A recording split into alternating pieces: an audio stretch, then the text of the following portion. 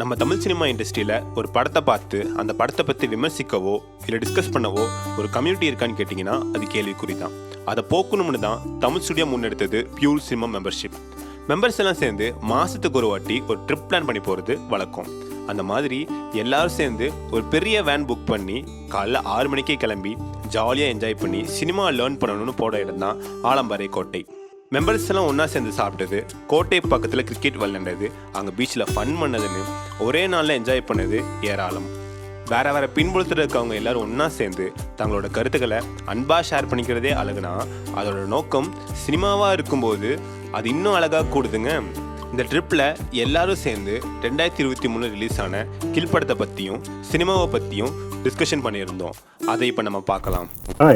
நான் பார்த்த வரைக்கும் எனக்கு அது பிடிக்கல படம். ஏன்னா ஒரே ட்ரெயினுக்குள்ளே ஒரே லொக்கேஷன் மாதிரி இருக்கு. ஃபுல் அண்ட் ரத்தம் நிறைய வன்முறை அதிகமாக இருக்குது. அதுக்கப்புறம் ஒரு இன்ட்ரெஸ்டிங் இல்லை, எனக்கு பிடிக்கல. என்னோட ஒப்பீனியன் இது, அவ்வளோதான். எனக்கு அது ஒரு டைப்பில் அது வந்து ப்ரீ பிளான்டாக பண்ண மாதிரியே தான் இருந்தது. ஏன்னா ஒரே இடத்துல பண்ணுறாங்க ஒரு லொக்கேஷன் போது மேபி காஸ்ட்டை குறைக்கிறதுக்கு அந்த மாதிரி ஏதாவது இது செஞ்சுருக்கலாம். அதுவும் அந்த டைட் ஆங்கிள் டைட் ஷார்ட்ஸில் வச்சு நிறைய எடுத்துருந்தாங்க. ஸோ அந்த வகையில் பார்க்கும்போது எனக்கு பிடிச்சிருக்குது.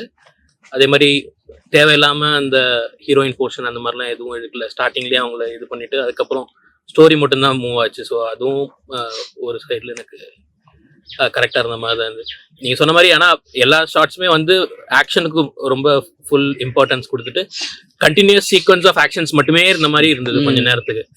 அது வேணா கொஞ்சம் மேபி இந்த 2.25 மணி நேரம் படம் அப்படின்றதுக்கு பதிலாக இன்னும் கொஞ்சம், அது நம்ம டிசிஷன் இல்லை, டைரக்டரோட இதுதான், maybe number of fight sequences இல்லை நம்பர் ஆஃப் இதை மட்டும் கொஞ்சம் குறைச்சிருந்தாங்கன்னா இன்னும் கிறிஸ்பாக இருக்க மாதிரி இருந்திருக்கும். பட் அது என்னோட ஒப்பீனியன். ஆனால் படம் எனக்கு ஓவராலாக அபவ் ஆவரேஜ் பிடிச்சிருந்தது. கண்டிப்பாக ஆக்ஷன் சீக்வன்ஸ் அது கொஞ்சம் ரியலிஸ்டிக்கா இருந்துச்சு. ஃபர்ஸ்ட் எடுத்தோடனே அப்பாவி போல உள்ள வந்து ஆக்ட் பண்ணிட்டு கரெக்டா அவன் அதுக்கப்புறம் அவன் கத்தி எடுத்து ஃபர்ஸ்ட் ஒருத்தன் வெட்டுறது வந்து பார்க்கும்போதே ஒரு மாதிரி பயங்கரமா இருந்துச்சு. என்னன்னா இது ஒரு மாதிரி போயிட்டே இருக்கும்போது திடீர்னு டோட்டலா சேஞ்ச் ஆகி படத்தை வேற மாதிரி எடுத்துட்டு போக ஆரம்பிச்சாங்க. ஃபுல்லா ஆக்ஷன் வைஸ்ல அந்த ட்ரெயினுக்குள்ள அவங்க எவ்வளவு தூரம் கரெக்டா எப்படி செட் பண்ண முடியுமோ அதை செட் பண்ணி மூவ் பண்ணி கொண்டு போனாங்க. டெக்னிக்கலாவுமே அது பார்க்கும்போது நல்லா இருந்துச்சு. ஷார்ட்ஸ்ல இருந்து கொஞ்சம் டிஃப்ரெண்டா இருந்தது பார்க்கும்போது. ஃபுல்லா ஆக்ஷனாவே ட்ரெயினுக்குள்ள பண்ணது வந்து கஷ்டம்தான், அது நல்லாவே பண்ணியிருந்தாங்க. அந்த இடத்துல எமோஷனுமே அந்த பொண்ணோட எமோஷன் பயங்கரமா கனெக்ட் ஆயிடுச்சு. சீக்வன்ஸ்ல பார்த்துட்டு இருந்தோம்னா ஹீரோ வந்து கண்டினியூஸா ஆப்பனண்ட் வந்து யாரையுமே சாகடிக்கவே மாட்டாரு. ஹீரோயினை கொன்னதுக்கு அப்புறம் மட்டும் எல்லாரையும் கில் பண்றதுக்கு டிசிஷன் எடுத்த மாதிரி இருக்கும். ஒரு ஆர்மி ஆஃபீஸர் ஒரு நேஷன் அதுக்கு முன்னாடியே ஒரு 30 பேர் கொலை பண்றதை பார்ப்பாரு. பட் எந்த ப்ரொடெக்ஷனும் பண்ணாம வெப்பன்ஸ் யூஸ் பண்ணாம கையில மட்டும் அடிச்சிட்டு இருப்பாங்க. ஹீரோயின் அடிச்சதுக்கு கொலை பண்ணதுக்கு மட்டும் அப்புறம் தான் வந்து கில் பண்ணுன்ற ஒரு. ஸோ ஒரு ஆர்மி ஆஃபீஸர் வந்து பீப்புளை ப்ரொடெக்ட் பண்ணாம இதுக்கு மட்டும் அது எப்படி இன்டென்ஷனலா அந்த கேரக்டர் டர்னிங் பிவட் பாயிண்ட்டுக்கு வச்சிருப்பாங்கன்னு நினைக்கிறேன். பட் எனக்கு அது ஒரு ப்ராப்பர் ஆர்மி ஆஃபீஸர் இல்லை ஒரு ப்ரோட்டகனிஸ்ட் வந்து கொஞ்சம் ஸ்லிப்பான இடம் மாதிரி அந்த இடத்துல தெரிஞ்சுது எனக்கு. ராமண்ணா சொன்னாரு அவர் ட்ரெயின்லேருந்து அந்த மேலே லாக் ஆகிட்டு கீழே வரும்போது கண்ணாடி உடைக்கும் போது அந்த பயம் இருக்கும்னு. அந்த பயம்லாம் சுத்தமாக இல்லை. ஏன் அப்படின்னா ஃபர்ஸ்ட் ஹாஃப்ல வந்து அவங்க அந்த பொண்ணை கொன்னுட்ட அப்புறம் படம் கில்லுன்னு போட்ட அப்புறமே தெரிஞ்சிடும் இதுக்கப்புறம் அடி வாங்கவே மாட்டான், அவனுக்கு எதுவுமே ஆயிடுச்சுன்னா அப்படியே கதை இன்கம்ப்ளீட்டா இருக்கும். ஸோ அவனுக்கு எதுவுமே ஆகாதுன்னு தெரிஞ்சிச்சு. அதனால எந்த பதட்டமே இல்லை. அதுவே படம் ஃபுல்லா திரும்பி வந்துட்டே இருக்க மாதிரி இருக்கும். ஃபர்ஸ்ட் ஹாஃப் வரையும் தான் அவன் அடி வாங்குவான், அதுக்கப்புறம் ஒரு அடி கூட வாங்கவே மாட்டான் எந்த இடத்துலயுமே. அது சுத்தமா கனெக்ட் ஆகல, எல்லாரையுமே அடிப்பான் கம்ப்ளீட்டா, ஒருத்தருக்கு கூட அடி வாங்கியிருக்க மாட்டான். அப்புறம் அங்க இருக்கவங்க யாருமே எதுவுமே பேசல, சம்மதமே இல்லாத கதை மட்டுமே நடந்துட்டு இருக்க மாதிரி இருக்கு. சுத்தி இருக்க எதுவுமே வந்து உள்ள இம்பாக்ட் ஆன மாதிரி பெருசா ஃபீல் இல்லை, அந்த 2 பசங்களை தவிர. எனக்கு பெருசா பிடிக்கல. பட் டெக்னிக்கல் வைஸ் படம் நல்லா இருந்தது. அவங்க மேக் பண்ணியிருந்த விதம் இன்டென்ஸா இருந்தது. எனக்கு பெருசாக கனெக்ட் ஆகல. நானும் கில் படம் பார்த்தேன். எனக்கு ஆக்ஷன் மூவிஸ் அப்படின்னாலே பொதுவாக பிடிக்கும். நிறைய பாயிண்ட்ஸ் ஃப்ரெண்ட்ஸ்லாம் ஷேர் பண்ணிட்டாங்க. எனக்கு இதில் மெயினாக வந்து ஒரு விஷயம் பிடிச்ச விஷயம் என்னென்னா, ஹீரோக்கு ஏற்ற மாதிரியே வந்து கடைசியாக பாடி பில்டர் மாதிரி ஒருத்தர் வருவார். அவருக்கு ஈக்குவலான ஒரு பொட்டன்ஷியல் மாதிரி கொடுத்துருப்பாங்க. அதே மாதிரியே அவரை வந்து அவ்வளோ ஈஸியாக ஹீரோயிசம் பண்ணி கொல்ல மாட்டாங்க, ஒரு ரீசனபிளாக கொள்கிற மாதிரி எனக்கு தோணுச்சு. ஸோ அது ஒரு விஷயம் எனக்கு ரொம்ப பிடிச்சது. மற்றபடி மேக்கிங்கும் நல்லா இருந்தது. தேங்க்யூ. பொதுவாக எனக்கு ஆக்ஷன் மூவிஸ் வந்து பெருசாக பிடிக்காது. படத்தில் ஆக்ஷன் சீக்வன்ஸ் வந்தால் கூட ஓட்டி தான் பார்ப்பேன். ஆனால் எனக்கு இந்த படம் இன்ட்ரெஸ்டிங்காக இருந்துச்சு. இது ஸ்க்ரீன் பிளே எப்படி எழுதியிருந்தாங்கன்னு எனக்கு இன்னைக்கு வரைக்கும் யோசிச்சுக்கிட்டு இருக்கேன். ஏன்னா வந்து ஒரு ஸ்க்ரீன் பிளே ரைட்டர் மட்டும் உட்காந்து இது எழுதியிருக்க முடியாது. ஸோ எனக்கு அது ரொம்ப இன்ட்ரெஸ்டிங்காக இருந்துச்சு, ஒரு ட்ரெயினுக்குள்ளே நடக்கிற சீக்வன்ஸ். ஆக்சுவலாக நீ தான் பார்த்த அந்த படம் கில் படம் ரொம்ப நல்லா தான் இருந்தது. ஆனால் எல்லாரும் டிஸ்கஸ் பண்ணாங்க. எனக்கு ஒரே ஒரு டவுட்டு, இந்த ட்ரெயினில் வந்து அந்த செக்யூரிட்டி கார்ட்ஸ் மாதிரி ஒரு இந்த இவங்களா இருக்காங்க, ஒரு போலீஸ் எல்லாம். அவங்க நார்மலாக எல்லா தமிழ் படத்தில் வர மாதிரி கிளைமேக்ஸில் தான் போலீஸ் வரன்ற மாதிரி அவங்களும் கிளைமேக்ஸில் தான் வராங்க. அது என்ன ஒரு லாஜிக்னே தெரியல. அதெல்லாம் நம்மளும் ஜென்ரலாக எல்லாமே ட்ரெயினில் போயிருப்போம். ஆக்சுவலாக ரவுண்ட்ஸ்லேயே தான் இருப்பாங்க போலீஸு. இல்லையா அவங்க ஒரே கம்பார்ட்மெண்ட்டில் ஒரே இடத்துல உட்காந்துட்டு இன்னும் ஃப்ரெண்ட்ஸ் மாதிரி உட்காந்து பேசிட்டு இருக்காங்க. ஒரு செக்யூரிட்டி கார்டு மாதிரி வந்தாங்களா இல்லைன்னு தெரியல. லாஜிக்கலாக நிறைய மிஸ்டேக்ஸ் இருக்குது படத்தில். டெக்னிக்கலாக நல்லா ஒர்க் பண்ணியிருக்காங்க படத்தில். ஆனால் லாஜிக்கலாக நிறைய மிஸ்டேக்ஸ் இருக்கிற மாதிரி தெரியுது. நல்லா தான் இருக்குது. ஓகே, படம் ஒன்றும் அந்தளவுக்கு ரொம்ப பேச வேண்டியதில்லை, ஓரளவுக்கு ஓகே. கில் படம் பார்த்தேன். உண்மையிலே சொல்ல போனா எனக்கு ரொம்ப பிடிச்சிருந்துச்சு. இன்ஃபேக்ட் அந்த லவ் சீன்ஸ் கூட நீங்க சொன்ன மாதிரி அந்த ப்ரொபோசல் இருந்தது பாத்தீங்களா, அது உண்மையிலே ரொம்ப நல்லா இருந்துச்சுங்க. அந்த ப்ரொபோசல் ரொம்ப கிறிஸ்பா அழகா வச்சிருந்தாங்க. ரொம்ப ரொம்ப நல்லா இருந்தது. அண்ட் கலர், ஆமா, டாய்லெட்குள்ள அழகா ப்ரொபோஸ் பண்ணாங்க. அதுவே நல்லா கனெக்ட் ஆயிடுச்சு உங்களுக்கு. அது நீங்க பாத்தீங்களா என்னன்னு எனக்கு தெரியல. ப்ரொபோசல் தாங்க, மேரேஜ் ப்ரொபோசல்ங்க. அந்த அந்த இடமே ரொம்ப நல்லா கனெக்ட் ஆச்சு. ஆக்சுவலா ரொம்ப நல்லா இருந்தது அது. அப்புறம் அந்த கலர்ஸ் காம்பினேஷன்ஸ் வந்து ரொம்ப சூப்பரா இருந்தது. அந்த ட்ரெயின்குள்ள கலர் காம்பினேஷன்ஸ் கொடுத்திருந்தாங்க, ரொம்ப அழகா. அண்ட் ஒவ்வொரு கொலையும் அவ்வளோ நல்லா இருந்தது, ரியலிஸ்டிக்கா இருந்தது. அந்த குத்தி இந்த ரத்தம் அப்படி வெளியில பிச்சுக்கிட்டு அடிக்குது, கிளாஸியா இருந்தது. நம்ம ஒரு கிளாஸ் எடுத்திருக்கோம் படத்தை வந்து எப்படி பார்க்கணும்னு சொல்லிட்டு. நீங்கள் வந்தீங்களான்னு தெரியல. எனக்கு ஒரு படம் பார்த்தா பிடிக்கல பிடிக்காதுன்னு சொல்றது டைரெக்டாக சொல்லக்கூடாதுன்றது ஒரு ரூல். அது நம்ம அந்த கிளாஸ் எத்தனை பேர் வந்தீங்கன்னு தெரியல. எனக்கு ரெண்டு முதல் கிளாஸ் நினைக்கிறேன். ஒரு படத்தை எப்படி பார்த்து பிடிச்சிருக்கா இல்லைன்னா எப்படி சொல்லணுன்றதை நான் பலமுறை சொல்லியிருக்கேன். நான் எனக்கு பார்த்து எனக்கு பிடிக்கல அப்படிங்கிறது ஒரு தனி அபிப்பிராயம் மட்டும் இல்லை. நம்மளுடைய தனி அபிப்பிராயங்களை வந்து தனியாக வச்சுக்கிறது வரைக்கும் எந்த பிரச்சனையும் இல்லை. பொது வெளியில வைக்கும் போது நம்மளோட தனிப்பட்ட அபிப்பிராயங்கள் வந்து அது பொது தன்மைக்கு வந்துடுது. பொதுவாக நிறைய கருத்துக்களை உருவாக்குது. இப்போ இந்த கருத்தின் மூலமா பல உப கருத்துக்கள் உருவாகும். அதனால எப்பவுமே தனிநபர் கருத்துக்கள் என்ன தனிப்பட்ட அபிப்பிராயம் சொல்லிட்டு பொது வெளியில் வைக்கிறது வந்து ரொம்ப கேர்ஃபுல்லாக வைக்கணும். அதனால நம்ம முதல்ல அந்த கிளாஸ்ல சொல்லிட்டோம். அதனால முதல்ல அந்த கிளாஸ் எடுத்தேன் நான். அப்படியே அதனுடைய தொடர்ச்சியாக தான் நம்ம போயிட்டே இருக்கோம். படம் பார்த்தோன்னா எதை வச்சு அந்த படம் நல்ல சினிமாவா இல்லையா நம்ம பேசுறோம், எதை வச்சு அந்த படம் பிடிச்சிருக்கா இல்லையான்னு சொல்றோம். எனக்கு பிடிக்கல அப்படிங்கிறதுல எனக்கு இவரை பிடிக்காது, இல்லை இவனை பிடிக்காது, எனக்கு பிடிக்காது, அதுக்கு தனிநபர் காரணம். அதை நான் உங்ககிட்ட சொன்னா கிசுகிசு, அது இல்லை அவர்கிட்ட சொன்னா கிசுகிசா போயிடும். பொது இந்த மாதிரி எல்லா இதுக்கும் வச்சுட்டு எனக்கு பிடிக்கல அப்படின்னா இட் ஷுட் பி ஜஸ்டிஃபைடு. அது எப்படின்னா ப்ராப்பர் வேல ஜஸ்டிஃபை பண்ணணும். அப்போ அவனை எனக்கு தான் பிடிக்கல, மற்றவனுக்கு பிடிக்குது, எல்லாருக்கும் பிடிக்குதுன்னா என்கிட்டயும் பிரச்சனை இருக்கும். அப்போ நானும் யாருன்றதை அவனும் பேச வேண்டியதா, ரெண்டு பேருமே ஷேர் பண்ணணும். இப்போ நீங்கள் பிடிக்கலன்னொடனே டைரக்டர் வந்து இங்கே பேச வேண்டியதாக போயிடும் இல்லையா? அப்போ ஜஸ்டிஃபை பண்ண வேண்டிய பொறுப்பு எல்லாருக்கும் இருக்கு. அது வந்து டைரக்டர் இருக்காரோ இல்லையோ, நம்ம அந்த படத்தை எப்படி பார்க்கணும் நிறைய முறை பேசியிருக்கோம். அந்த மாதிரி தான் நம்ம அந்த படத்தை வந்து அப்ரோச் பண்ணோம். ஒரு கதை இருக்கு, நீங்க இப்போ பிடிக்கலன்றதுக்கு முன்னாடி அது என்ன, அந்த கதையை நம்ம எப்படி பேசணும். நீங்க வந்தீங்களா கிளாஸ்க்கு? ஒரு ஃபிலிம் போட்டு அப்ரிசியேஷன் பண்ணமே, லஞ்ச் டேட். சொன்னல எப்படி ஒரு படத்தை பார்க்கணும். எல்லாம் ஏதாவது ஒரு ஷார்ட் வீணா போச்சுன்னா அந்த படம் நல்ல சினிமா நல்லா இருக்காது, எங்கேஜா இருக்காது அப்படின்னு சொல்லி பேசணும்ல. ஸோ அப்படிதான் படத்தை வந்து அப்ரோச் பண்ணும். சில பேர் வரலன்னு நினைக்கிறேன், பாதி பேர் வரலன்னு நினைக்கிறேன். அது மாதிரி ஏதாவது ஒரு கிளாஸ் விட்டுட்டு திருப்பி வந்தீங்கன்னா பெருசா ஒன்றும் அட்டென்டிவா இருக்காது. அதனால கண்டினியூஸா வந்தால் மட்டும்தான். இப்போ கண்டினியூஸா ஒரு 7 பேர் வரணும், அவங்களுக்கு கிளியரா புரியும் என்ன சொல்லுவார் அப்படின்னு சொல்லி. நான் ஏன் இந்த படத்தை பார்க்க சொன்னேன் அப்படின்னா, எப்பவுமே வந்து நான் எல்லாத்தையுமே சொல்றேன்னா ஒரு கதையை நம்ம உருவாக்க தான் செய்கிறோம். எதுவுமே நிஜம் இல்லை. கேமரா இப்படி வச்சாலே அதை வந்து நம்ம நடிக்கிறோம்னு தெரியதான், அது ஃபிக்ஷனாக தான் மாறுது. அப்படி இருக்கும்போதுல ஒரு கதையை உருவாக்க தான் செய்கிறோம். அந்த கதையை உருவாக்கி அதை எப்படி ப்ரெசென்ட் பண்ணுறோம், அதில் பொய் தான், லாஜிக் இருக்கலாம் போயிடலாம். நான் ஏற்கனவே சொல்லியிருக்கேன், கடவுள்கிட்டையும் கலையில்ட்டையும் லாஜிக் பார்த்தா ரசிக்க முடியாது, நம்பவும் முடியாது. ரெண்டுமே லாஜிக் இல்லாதது. லாஜிக் படி கடவுள் இல்லை தானே, நமக்கு நம்பிக்கையின்படி கடவுள் இருக்குன்னு வச்சுக்கிறாங்க, சரி வச்சுட்டு போகணும்னு விட்டுறோம், அவ்வளோதான். அதே மாதிரி சினிமாவிலேயே வந்து பெருசாக லாஜிக் பார்த்தீங்கன்னா படம் பார்க்கவே முடியாது. ஒருத்தன் அடிச்சுட்டே இருக்கான், எப்படி நீ மாதிரி அடிப்பேன், நான் மாதிரி யாரையும் அடிச்சது இல்லையே. இப்படி ஒரு சீனுக்கும் கேள்வி கேட்டிருந்தீங்கன்னா நரக வேதனையாக போயிடும், எதையுமே ரசிக்க முடியாது. ஒரு 10 நிமிஷம் ஒரு படத்துக்குள்ள நம்ம போகலை அப்படின்னாலே நம்ம வந்து ரொம்ப மூளையை திருகி வச்சிருக்கோம் அப்படின்னு அர்த்தம். ரொம்ப சாதாரணமாக ஒரு படத்தை பார்த்து அதுக்குள்ளே இறங்கி அப்படி போகிற ஒரு ஆட்டிடியூடும் கெப்பாசிட்டியும் நமக்கு தேவைப்படுது. எல்லாத்தையும் லாஜிக் பார்த்துட்டு இருக்க முடியாது. இந்த படம் எதுக்கு சொன்னோன்னா, நம்ம எப்பவுமே பேசுறதுதான். நம்ம கிளாஸ்லலாம் சொல்கிறேன்ல, ஒரு சினிமா உருவாக்க போறீங்க, ஒரு கதையை எப்படி ஃபார்ம் பண்ணுறோம். ஒருத்தன் வந்து வலசரகத்தில் ஏறி தாம்பரத்தில் பஸ்ஸில் இறங்கணும்னு சொல்கிறான். அந்த கதையை நானூறு முறை சொல்லிட்டு நான் இல்லையா, இறங்கிட்டானா கதை இல்லை.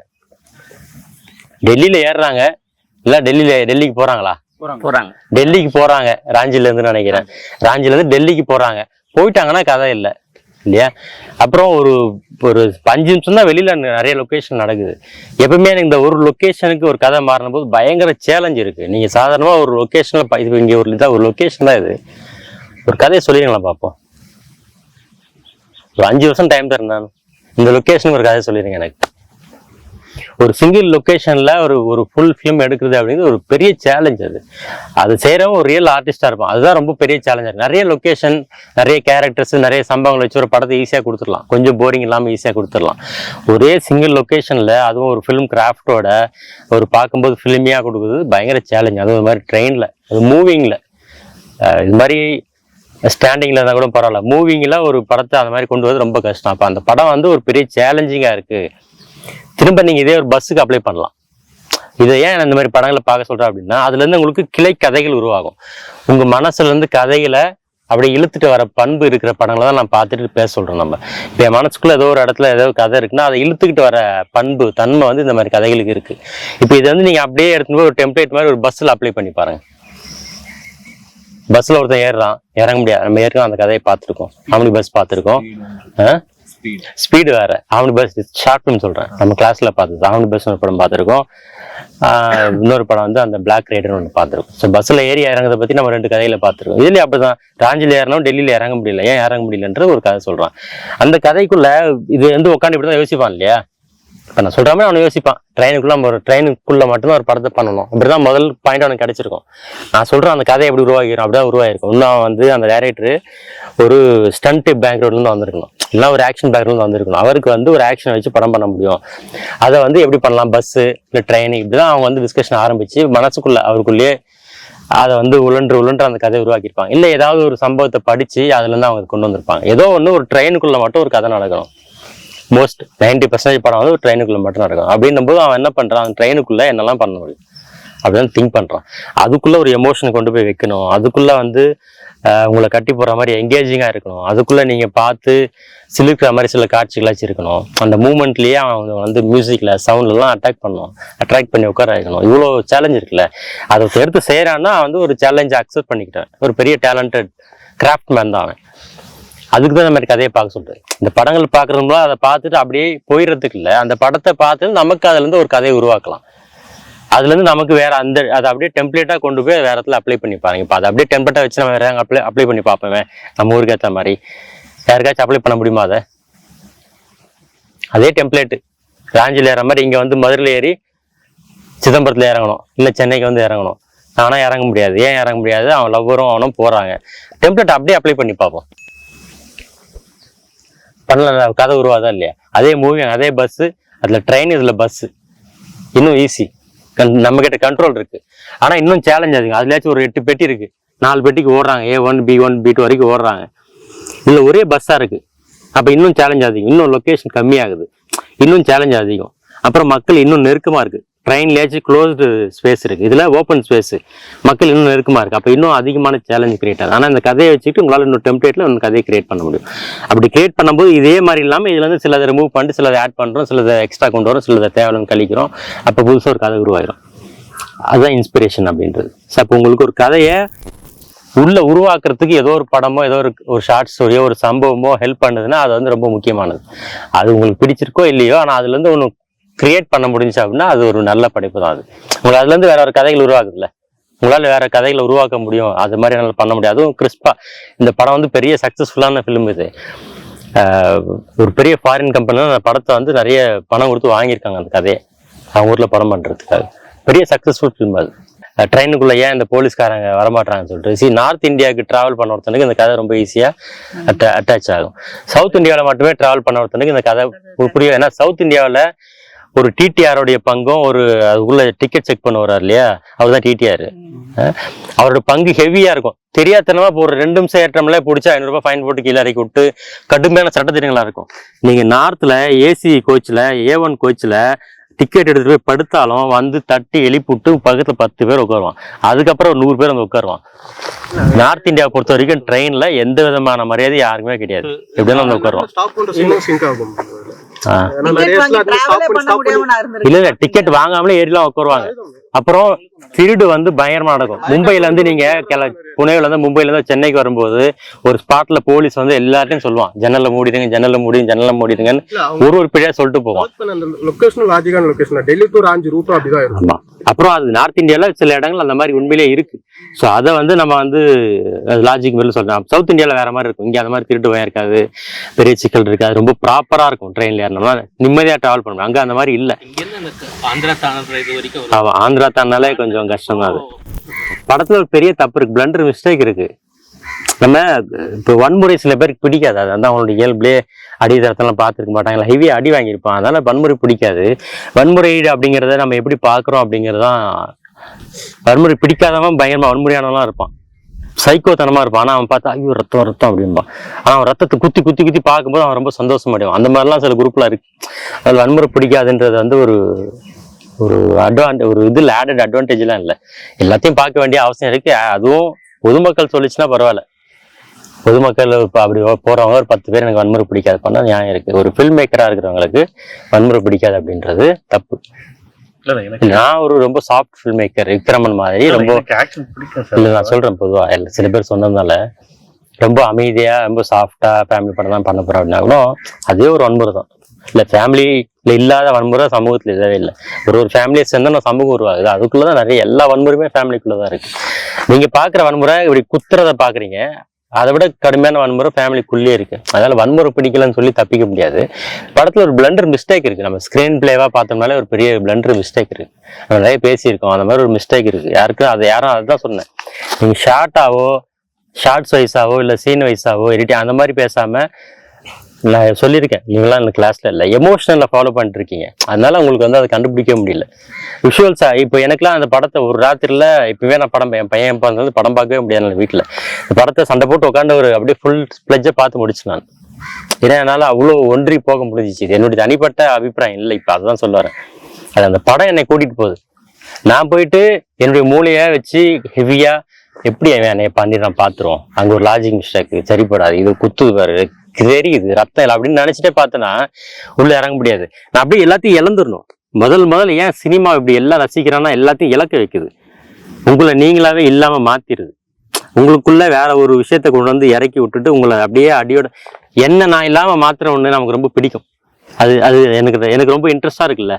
என்னுடைய ஈகோவில இருந்து என்னுடைய ஆசையில இருந்து என்னுடைய எல்லா விஷயத்தையும் உடைச்சு போட்டு என்னை ஒரு நிர்மாணமா நிக்க வச்சு ஒண்ணு பாக்குதுல்ல. அதனால சினிமா எல்லாரும் ரொம்ப பிடிச்சிருக்கு. அப்படி போய் பார்க்கணும். நான் ஒரு ஃபில்ம் மேக்கர், நீ எப்படி என்ன பண்ணிடுற பாத்துருவோம், அது என்ன அது எப்படி அந்த பொண்ணு எப்படி சாவும், என்ன லாஜிக் இருக்கு, ஏன் அந்த பொண்ணு அப்படிலாம் கேட்டே இருக்கக்கூடாது. அது கதைக்குள்ள அவன் கரெக்டா சொல்லிட்டானு பார்த்தா போதுமானது. வெளியில கேள்வி இருக்கும். படத்துக்கு வெளியில நம்ம நிறைய லாஜிக் மிஸ் ஆகும், அதெல்லாம் பார்க்க கூடாது.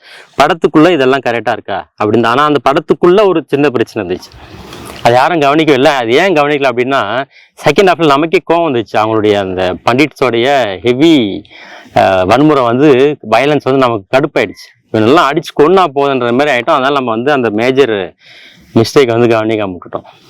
அதாவது ஒரு புரோட்டகனிஸ்டுக்கு ஒரு வாண்ட் இருக்கு. இந்த படத்துல புரோட்டகனிஸ்டுக்கு வாண்ட் என்ன? தங்கச்சியை காப்பாத்தேன். வெரி குட் இல்ல, அதான் வாண்ட். ஏன்னா வைஃப் காதலி செத்து போயிட்டா. காதலியை காப்பாத்துறது வாண்டா இருந்துச்சு. அந்த வாண்டு முடிஞ்சு போச்சு, செத்து போயிட்டான். 2வது வாண்டு காதலி சொல்லிட்டு சாவறா, என் தங்கச்சியை எப்படியாச்சும் கூட்டிட்டு வந்துரு, அவன் என்னோட லைஃப் அப்படின்னு சொல்றான். அதை நினைச்சுதான் திரும்ப அவனுக்கு இன்னொரு உயிர் கிடைக்குது. அடுத்து அதாவது செத்து போற லெவலில் மறுபடியும் கூத்து வருவான் இல்லையா? அப்ப வந்து எதனால வருவான்? தங்கச்சி எப்படியாச்சும் கூட்டிட்டு வரணும். அதுதான் அப்போ அடுத்த புரோட்டகனிஸ்டோட வாண்டா இருக்கு. ஆனா உண்மையா அவன் கூப்பிட்டு வந்தானா? அங்க மிஸ் ஆயிடுச்சு. ஆக்சுவலா இதுதான் பெரிய பிரச்சனை படத்துல. ஆனா நம்ம அதை மறக்கடிச்சு அவன் பார்த்து வச்சதுதான் பெரிய சக்சஸ். நியாயப்படி இந்த படம் வந்து அட்ரு ஃபிளாப்பா நம்ம எல்லாம் கடுப்பா இருக்கணும். ஏன்னா அவனோட மெயின் வாண்ட்டை விட்டுட்டு அந்த புள்ள தானா சிம்பிளா முடிச்சிட்டான். அதே வந்து நின்றுச்சு அப்பா அப்படின்றுச்சு. இப்ப என்ன ஆச்சு நமக்கு? என்னையா இது, அவன் தான் அவளை கூட்டிட்டு வர வேண்டிய பெரிய பொறுப்பு இருக்கு. ஏன்னா அப்பதான் அவளுடைய ஆத்ம சாந்தி அடைய அவனுக்குள்ள ஒரு நம்பிக்கை இருக்கு. அவளால தங்கச்சி எப்படியோ கண்டுபிடிச்சு கூட்டு வரணும். அந்த வாண்ட்டை மிஸ் பண்ணிட்டாங்க. அதுல ப்ராப்பரா ஒர்க் பண்ணியிருந்தா இன்னும் அதிகமா படம் வந்து நமக்கு நெருக்கமா இருந்திருக்கும். நம்ம அதுல நடந்த தப்பு தான் பாதி பேர் கனெக்ட் ஆகலான்றாங்கல்ல, பாதி பேருக்கு அது பிடிக்காம போயிடல. அதுல நடந்த தப்பு தான் அதுக்கு முக்கியமான காரணம். ஏன்னா அந்த வாண்ட் அவன் வந்து மீட் பண்ணவே இல்லை. அவனோட வாண்ட் எல்லாரையும் கொல்லணுன்றது இல்லை. அந்த ப்ரொட்டகனிஸ்டோட வாண்ட் வந்து எல்லாரையும் கொல்லணும் அப்படின்றது. கில்லுன்னு டைட்டில் போட்டதால கொல்லணும்னு அர்த்தம் இல்லை. அவனோட வாண்ட்டு அவன் தங்கச்சியை காப்பாற்றி கூப்பிட்டு வரணும். அதுக்கு இடையில இது மாதிரி நடக்குது, இவனெல்லாம் கொள்றான், அவ்வளவுதான். அது கொஞ்சம் குரூரமா கொள்ள ஆரம்பிக்கிறான். அப்புறம் வன்முறையில அந்த பையன் சொன்னாலே ஹெவி ஆயிடுச்சு, எனக்கு வந்து அது கொஞ்சம் சலிச்சு போயிடுச்சு அப்படின்னு சொல்லிட்டு நான் அதை நிறைய கிளாஸ்லயே சொல்லியிருக்கேன். ஒரு வன்முறையை ஹேண்டில் பண்ணிட்டீங்க அப்படின்னா பாக்குறவனுக்கு அந்த வன்முறை மேல அவர்ஷன் கிரியேட் ஆயிடணும். வன்முறையை லவ் பண்ண ஆரம்பிச்சிடக்கூடாது. புரியுதா? ஹெவியா காரணம் தான் இவனுக்கு அது மேல அவர்ஷன் கிரியேட் ஆகும். இப்ப நீ நல்லா அந்த வன்முறை மேல ஒரு லவ் கிரியேட் பண்ணன்னு வச்சுக்கோ, அவனுக்கு அந்த வன்முறை பிடிச்சி போயிடும். அவனும் பார்ப்பான், இதை இறங்கி குத்துவோம், 4 பேர் இறங்கி குத்த ஆரம்பிச்சிடும். ஸோ என்ன பண்ணோம், ஸ்கிரீனோட முடிஞ்சிச்சு, ரத்தம் தெறிக்க ஒரு வன்முறை காட்டுறான். அதுல ஒரு நியாயம் இருக்கு. நான் இப்போ ராயன்ல வர அந்த ரொமான்டிசைஸ் பண்ண வன்முறையை நான் பலமுறை கண்டிச்சு சொல்லியிருக்கேன். இப்ப இதுலயும் கூட அவன் வந்து அந்த ஒரு இவனெல்லாம் அப்படி கண்ணுல குத்திட்டு போய் உட்காந்துட்டு ஒரு டீ விற்கிற சாய்ன்னு சொல்லிட்டு ஒருத்த வரான், ஒரு சாய் கொடுப்பான்னு வாங்கி கொடுக்குறான். எல்லாம் வந்து அண்டான்னு சொல்லிட்டு வரான், முட்டையை உடைச்சு அதுல அப்படி மிளகு போட்டு அப்படி ஜாலியா சாப்பிட்றான் அப்படின்னு வச்சுக்கோ. அந்த ரத்தத்தோட சேர்த்து அது கொடூரமானது, அது அநீதியானது. இவனுக்கு அந்த டென்ஷன் அப்படியே மெயின்டைன் ஆகுது. தன்னுடைய காதலியை கொண்டுட்டான், அந்த தங்கச்சி கூட்டு போயிட்டான், அவனுக்கு ஒண்ணுமே இல்லை, இப்ப லைஃப்ல எதுவுமே இல்லை. அப்புறம் அது மாதிரி நடக்குமா? எத்தனை முறை நீ எந்த சேஞ்ச் வருவ? நமக்கு நடந்தாதான் நமக்கு தெரியும். உங்க வாழ்க்கையில் நீங்க மீட் பண்ணாத, இல்ல பல பேர் வாழ்க்கையில அவன் சந்திக்காத கொடூரமே இருக்காது. போயிடுவோம், செத்தே போயிடுவோம்னு போவான், திருப்பி மேல வருவான். நீங்க சொல்றது வந்து மென்டலி நான் சொல்றேன், பிசிக்கலி இல்லை. மென்டலி உங்களுக்கு ஒரு ஹெல்த் இருக்குனாலே பிசிக்கலா நீங்க மீண்டு வரதான் செய்வீங்க. அது அவனுக்கு இன்னும் நெஞ்சிலேயோ இல்லை இதுலயோ குத்தி அவனை வந்து சாவர அளவுக்கு போயிடலாம். அப்படியே அடி வாங்குறான், மயக்க அடி வச்சு வரான். 2வது கில்லுன்னு போட்டதுக்கு அப்புறம் அவன் அடியே வாங்கலன்னு சொல்றதுலாம் இல்லை, கில்லுன்னு போட்டது பயங்கர அடி வாங்குறான். 2 பேரும் மயங்கியெல்லாம் கிடப்பான், திருப்பி வேலுவான். அதெல்லாம் நடக்கதான் செய்யுது. அதெல்லாம் ப்ராப்பரா அனலைஸ் பண்ணி தான் பண்ணியிருக்காங்க. அதனால இந்த வன்முறை காட்டும் போது அப்படி ரத்தம் தெரிச்சு ஹெவியா பார்த்து ஆடியன்ஸ் ஐயோ சாமின்ற இடத்துல தான் அவன் சக்சஸ். இப்போ ஆடியன்ஸ் மனசுல நீங்க வன்முறையை விதைச்சிட்டு கேரக்டர் மனசுல பிளஸ் விதைச்சிங்க அப்படின்னா அது நல்ல சினிமாவா இருக்காது. ஆடியன்ஸ் இந்த படம் பார்த்து முடிச்சுன்னு அவன் சொல்றான்ல, எனக்கு சலிப்பாய் போச்சு. அவன் வன்முறையை தொடவே மாட்டான், வெளியில ஒருத்தனை அடிக்க மாட்டான், வெளியில ஒருத்தனை குத்தி அதை ரசிக்கிற சைக்கோத்தனை வராது. அப்ப என்ன ஆகுது, இந்த வன்முறை எக்ஸ்ட்ரீம் போயிடணும். அதனாலதான் அடிக்கடி irreversible சீன் சொல்றாருல, ஒரு ரேப் சீன் இருக்கு. அந்த ரேப் சீன் பார்த்தா ஒரு பெண்ணை தொட்டு விடப்பாங்கன்னு நினைக்க மாட்டான், தப்பா தனக்கு உரிய பெண்ணை தொட அப்படின்னு நினைக்க, அவ்வளவு எக்ஸ்ட்ரீம் போயிடுவான். அப்படி ஒரு ரேப் சீன் நீங்க இந்த இது வரைக்கும் இந்த சமூகத்துல பார்த்தது கிடையாது. எக்ஸ்ட்ரீம் போயிடணும். ஆனா அதை ரொமான்டிசைஸ் பண்ணக்கூடாது. டீ குடிக்கிறது, காப்பி தண்ணி குடிக்கிறது, கொஞ்சம் ரிலாக்ஸ் பண்ணிக்கிறது, மறுபடியும் அடிக்கிறது, அப்புறம் அங்க வந்து ஒரு காமெடி பண்றது அந்த இடத்துல, அது மாதிரிலாம் பண்ணும்போது ரொமான்டிசைஸ் ஆயிடுது. ஸோ அப்போ இந்த படத்துல அந்த வன்முறை ஏன் அவனுக்கு வந்து அப்படி ஒரு சலிப்பு கிரியேட் பண்ணதுன்னா, நீ வன்முறையை கையில் எடுக்காதன்னு சொல்லுது படம். அவன் மொத்தத்தையும் காட்டிட்டான். இந்த வன்முறைக்கு அப்புறம் நீங்க அந்த வன்முறை பக்கமே போக மாட்டீங்க. அதனாலதான் இவருக்கு அவசியம் இருக்கு. நீங்க கிங்குடுக் படம்லாம் பாத்தீங்கன்னா சினிமா பக்கமே வர மாட்டீங்க. யாருன்னா கிங்குடுக் படம் எல்லாம் பாத்திருக்கீங்களா? செக்ஸையும் வயலன்ஸையும் இது இல்லாம உலகத்துல நிறைய படங்கள் இருக்கு, ரொம்ப நியாயமான படங்கள்லாம். நான் ஏன் கிங்குடுக் எடுத்துக்கிறேன்னா, ஒரு ஜனரஞ்சகமா எல்லாருக்கும் போய் ரீச் ஆகிறதுக்காக கிங்குடுக் எடுத்துக்கிறேன். அவரோட படங்கள்ல 3 Ironல இருந்து எல்லா படங்கள்லயுமே வந்து செக்ஸையும் அந்த வயலன்ஸையும் பார்த்துட்டீங்கன்னா அருவருப்பா இருக்குங்க. செக்ஸ் படத்துல பாத்தீங்கன்னா நீங்க பார்க்கும்போது அப்படி அருவருப்பா தோணாது. ஆனா நீங்க அதை பார்த்த பிறகு உங்களுக்கு வந்து கொஞ்ச நேரம் நீங்க அந்த படத்தை புரிஞ்சுக்கிட்டு அனலைஸ் பண்ணும்போது வேறையா மாறும். உங்களுக்கு அப்படி ஒரு செக்ஸோ வயலன்ஸோ பண்ண தோணாது. புரியுதா? நீங்க பண்ணக்கூடாதுன்றதுக்காக அவன் ஸ்கிரீன்ல பண்றான், நீ பண்ணுன்றதுக்காக ஸ்கிரீன்ல பண்றவன் இல்லாம. அதனால அந்த படங்களோட எக்ஸ்ட்ரீம்னஸ் வந்து அப்படி கிடைக்குது. ஸோ அந்த படங்கள்ல வந்து நம்ம அப்படிதான் அது அப்படிதான் உணர்த்துது. இப்ப உங்களுக்கு அந்த படத்தை பார்த்துட்டு வன்முறை யாருக்கும் தோன்றது இல்லைல்ல. தமிழ் படங்கள் பார்க்கும்போது நமக்கு தோணுது. ஏன்னா அவங்க வந்து ப்ரொவோக் பண்றாங்க, ப்ரொவோக் பண்ணுது. இந்த படங்கள் வந்து ப்ரொவோக் பண்ணல, ஒரு டைரக்டர் அவனோட வேலையை சில இடத்துல செய்யறேன். இப்போ இதே கதையை நீங்க வேற மாதிரி எடுத்துக்கோங்களேன். ஒரு நக்சலைட் உள்ள வந்துட்டாங்க, அவங்களை கொள்றாங்கன்னும் போது நம்ம நிறைய கடுமையா விமர்சனம் உட்படுத்த வேண்டியது இருக்கு. ஏன்னா மக்களுக்காக போராடுறவங்களை கூப்பிட்டு வந்து இவங்களை கொள்றாங்கன்னும் போது, அதுவும் அவன் ராணுவ வீரனா இருக்காங்க கொள்றாங்கன்னும் போது, அதை நம்ம பொலிட்டிக்கல் ரீதியாக நிறைய விமர்சனத்துக்கு உட்படுத்த வேண்டியதா இருக்கு. இதுல வந்து திருடர்களா இருக்காங்க. பட் அவங்களோட பேக் ஸ்டோரி நமக்கு தெரியாது. இப்போ பண்டிட்டா இருக்கும் எப்படி அந்த திருடர்கள் ஆனாங்க, அந்த மாதிரி நம்ம பேக் ஸ்டோரி போனாலுமே இங்க நடக்கிறது வந்து ஒரு கொடூரமா இருக்கு. ட்ரெயின்ல ஒரு குடும்பத்தை மட்டும் இல்லை, பல குடும்பங்களை வந்து கொல்றாங்க. அது ரொம்ப கொடூரமா கொள்றாங்க. அதுவும் பொருள்களுக்காக கொள்றாங்க. பொருள் எடுத்துட்டு போயிட்டீங்கன்னா கூட பரவாயில்ல, இவ்வளவு கொடூரமா அங்க நடந்திருக்க வாய்ப்பு இல்லை. கொல்றான், கொலைகளை நிகழ்த்துறாங்க. ஏன்னா வெளியில வந்து தெரிஞ்சிடக்கூடாதுன்னு கொலைகளை நிகழ்த்தி காட்டுறான். அப்படி இருக்கும்போது அதை திருப்பி கொலை பண்ண வேண்டியதா இருக்கு. அப்ப இதுல இருக்கிற பொலிட்டிக்கல் விஷயங்கள் வந்து நம்ம வந்து பெருசா எடுத்துக்க வேண்டிய இடத்துக்கு நம்ம போகல. இதே வேற ஒரு சமூகத்துல ஒரு முக்கியமா போராளிகளா இருக்கிறாங்க, இல்ல வந்து ஒரு குறிப்பிட்ட இனக்குழுவை மையப்படுத்தி அவங்கள தப்பா சித்தரிக்கிறாங்கன்னும் போது பொலிட்டிக்கலா நம்ம அந்த படத்தை வந்து அனலைஸ் பண்ணி பேச வேண்டிய அவசியம் இருக்கு. அதுல நமக்கும் அந்த பண்டிட்ஸ் பத்தி ஓரளவுக்கு தெரியும், இந்த மாதிரி தான் பண்றாங்க, நம்மளும் பார்த்துருக்கோம். அதுக்கு பின்னணி காரணங்கள் எதுவும் பெருசா நமக்கு தெரியாது. திருடுறதுக்கு என்ன காரணம், எனக்கு பொருள் தேவை இருக்கு அப்படின்றதான். அதை மீறி பின்னாடிலாம் நம்ம போக வேண்டிய அவசியம் இல்லை. என்ன நடந்தாலும் அந்த ட்ரெயினுக்குள்ள நீ பண்ண தப்பு தான் அப்படின்னும் போது அவங்களை வந்து நம்ம வந்து அந்த நிகழ்ற வன்முறையை வந்து வியூவரை நம்ம அக்செப்ட் பண்ணிக்கிறோம், அவ்வளவுதான். ஆனா நமக்கு அந்த வன்முறை திருப்பி செய்யணும்னு தோணாம பார்த்துக்கு அந்த படத்துல பொறுப்பா இருக்கு. அதுதான் பொறுப்பு ஏற்பு. நம்ம ஊர்ல பொறுப்பு துறப்பு தான் இருக்கும். பொறுப்பு ஏத்துக்க மாட்டான். நீ ஆடியன்ஸா வர, திருப்பி நான் உன்னை வந்து ஆடியன்ஸாவே அனுப்புறேன், இல்லை நீயும் உனக்குள்ளே அந்த வன்முறை ஏற்று, உனக்குள்ள அந்த எமோஷனை ஏற்று, உன்னையும் அள வைப்பேன், அள வச்சுதான் வெளியில அனுப்புவேன் அப்படின்னு கங்கன் கட்டிட்டு அள வைப்பாங்க. அங்கேயே வந்து நம்ம படங்கள் மிஸ் ஆகுது. ஸோ நான் பார்க்க சொன்னதுக்கு மெயின் ரீசன் வந்து ஒரு லொக்கேஷன்ல ஒரு ஸ்கிரிப்டை எவ்வளோ இன்டென்ஸா போரே அடிக்காம அது வன்முறை இதை நீங்க காமெடியாகவும் ட்ரை பண்ணலாம், உங்களுடைய ஸ்கில் பொறுத்தது. அது ஒரு இடத்துக்குள்ள எப்படி எமோஷனலாகும், அந்த பெண் சாவர இடம் அவ்வளோ எமோஷனலா கனெக்ட் ஆச்சு. அதனால தான் நம்ம அடுத்து நடக்கிற கொலைகளை ஏத்துக்குது மனசு. அப்ப என்ன நடக்குது அப்படின்னா, ஒரு குட்டி லொக்கேஷனுக்குள்ள நம்மளால ஒரு படத்தை எப்படி இவ்வளவு இன்டென்ஸா கொடுக்க முடியும் அப்படின்றத சமீபமா இப்போ நிகழ்காலத்துல ஒரு படம் பண்ணிருக்கு. அதுக்காக அதை பாருங்கன்னு சொல்லி நம்ம அதை பத்தி டிஸ்கஸ் பண்ண சொன்னோம். முன்னே நிறைய நடந்திருக்கு. பரீட்னு ஒரு படம் இருக்கு. இந்த மாதிரி ஒவ்வொரு காலகட்டங்கள் நிறைய படங்கள் வந்திருக்கு. இன்டென்ஸா எப்படி சொல்றான்னு அதை பாக்குறது மூலமா நமக்குள்ள ஒரு புது கதையை உருவாக்குறதுக்கு நமக்கு ஹெல்ப் பண்ணுது, ஒரு ஆட்டிடியூடா மாத்துது. அவங்களுக்குள்ள இருக்கிறத தட்டி அப்படி எழுப்பி வெளியில கூட்டு வர ஒரு ஊக்கியா இருக்கு, ஒரு வினை ஊக்கியா இருக்கு, கேட்டலிஸ்டா இருக்கு. அதனால இந்த மாதிரி படங்களை வந்து நம்ம பார்த்து டிஸ்கஸ் பண்ண வேண்டிய அவசியம் இருக்கு. அதுல இப்போ என்னன்னா, அவங்க டீம்லயும் ஒருத்தரையும் கொல்லும் போதும் அவங்களோட ஃபீலிங்ஸை கன்வே பண்ணியிருப்பாங்க. அவங்க அப்பா வந்து சாவடிச்சிட்டான் அப்படின்னு சொல்லும் போது அந்த பையன் அந்த பாடி பில்டரா இருக்கிறவன் அவ்வளோ எமோஷனோட இருப்பான். அப்புறம் அவன் ஃப்ரெண்டு ஒருத்தனை கொண்டுட்டானோடனே எல்லாருமே ரஞ்சித் சொல்லி அவன் ஃப்ரெண்ட்ஸு எல்லாரும் சொல்லி அழுதுட்டு அங்கிருந்து எமோஷன் ஆகி போலான்னும் போது இல்ல வேணாம் அப்படின்னு சொல்லிட்டு கொஞ்சம் ஐடியா பண்ணி பொறுமையா போலாம் அப்படின்ட்டு ஒரு பிளான் பண்ணுவாங்க. ஸோ இவங்க இந்த சைட்லயும் அந்த எமோஷன்ஸை காட்டி அதுக்கப்புறம் இங்க இருந்து எடுத்துட்டு போற விதமும் அது கரெக்டா பண்ண மாதிரி இருந்துச்சு. ஏன்னா அவங்க எல்லாருமே அட் அ டைம்ல அட்டாக் பண்ணாம ஒருத்தரையா மூவ் பண்ணி இவங்க இந்த சைட்ல மூவ் பண்ணி போவாங்க, அவனையும் ஃபாலோ பண்ண ஆரம்பிப்பாங்க. அது ரெண்டு சைட்லயும் பேரலா கனெக்ட் பண்ணி அவங்க அடுத்த கம்பார்ட்மெண்ட் கொண்டு போறதுக்குமே அது எங்கேயுமே பிளாக் ஆகாம த்ரூ அவுட் எடுத்துட்டு போயிருந்தாங்க. அந்த ஒரு விஷயம் நல்லா இருந்தது. அந்த பார்க்கும்போது அந்த எமோஷன்ஸ் அவங்க சைட்லயுமே கடத்துனது அது கரெக்டா பண்ண மாதிரி ஒரு ஃபீல் இருந்தது. நீங்க சொன்னது வந்து கேரக்டர் மேப் அப்படிதான். அந்த பையனை வந்து அவன் மென்டலி தான் ஸ்ட்ராங்கு, பிசிக்கலி அவன் அவ்வளோ பெரிய ஸ்ட்ராங் இல்லை. அந்த வில்லன் பையன் அவனுக்கு ஆரம்பத்துலேருந்து அவனோட கேரக்டர் மேப் அப்படிதான் டீஸ் பண்ணுறான். இப்போ உங்ககிட்ட என்கிட்ட ஒரே மாதிரி பாடி லெவல் இல்லைன்னு வச்சுக்கீங்களேன், ஸ்ட்ரென்த் லெவலில் நீங்கள் என்னை டீஸ் பண்ணி ஈஸியாக அட்டாக் பண்ணிடுவீங்க. அதுதான் உங்களுடைய பலம்.